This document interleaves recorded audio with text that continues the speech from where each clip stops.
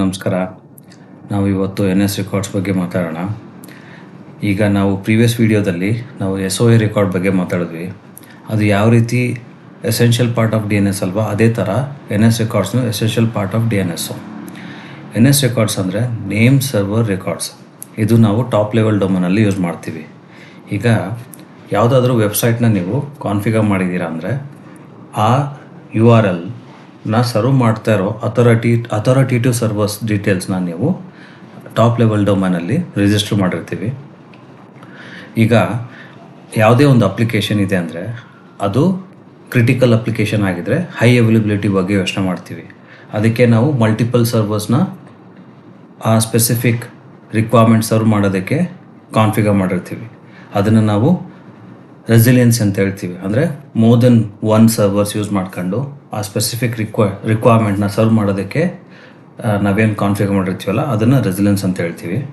ಈಗ ಎಕ್ಸಾಂಪಲ್ ನೋಡಬೇಕು ಅಂದರೆ ಒಂದು example.com ಆ ಸ್ಪೆಸಿಫಿಕ್ ಸೈಟ್ನ ನಾವು NS1example.com ಆಮೇಲೆ NS2example.com ಅಂತ ಎರಡು ಸರ್ವರ್ನ ನಾವು ಅಥಾರಿಟೇಟಿವ್ ಸರ್ವರ್ ಥರ ರಿಜಿಸ್ಟರ್ ಮಾಡಿರ್ತೀವಿ.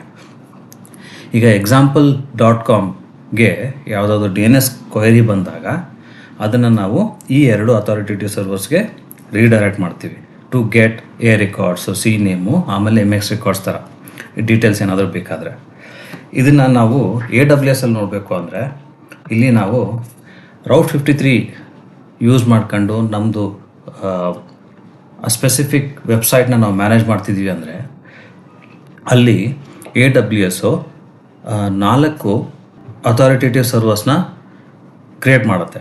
ಹೋಸ್ಟೆಡ್ ಝೋನ್, ನಮ್ಮದು ಹೋಸ್ಟೆಡ್ ಝೋನ್ ಏನಿರುತ್ತೋ ಅದಕ್ಕೆ ಸಿಮಿಲರ್ ಆಗಿರೋ ಅಥಾರಿಟೇಟಿವ್ ಸರ್ವರ್ಸ್ನ ಕ್ರಿಯೇಟ್ ಮಾಡುತ್ತೆ. ಇದು ಆಟೋಮೆಟಿಕ್ ಆಗುತ್ತೆ ಬ್ಯಾಕ್ ಎಂಡಲ್ಲಿ. We are not managing those details. It will be completely manage by AWS. It is recommended that you should not be changing that. Like it is meant to AWS and they managing it. ಈಗ ನೀವು ಇಲ್ಲಿ ನೋಡ್ತಿರ್ಬೋದು ಎಕ್ಸಾಂಪಲಲ್ಲಿ ಇದೇ ಥರದ್ದು ನಾಲ್ಕು records create ಆಗುತ್ತೆ. It will be completely owned by AWS as I mentioned earlier, and then you should not be editing these. That's it for this video. ಈ ವಿಡಿಯೋ ಇಷ್ಟ ಆದಲ್ಲಿ ಲೈಕ್ ಮಾಡಿ, ಶೇರ್ ಮಾಡಿ, ಸಬ್ಸ್ಕ್ರೈಬ್ ಮಾಡಿ. Thank you.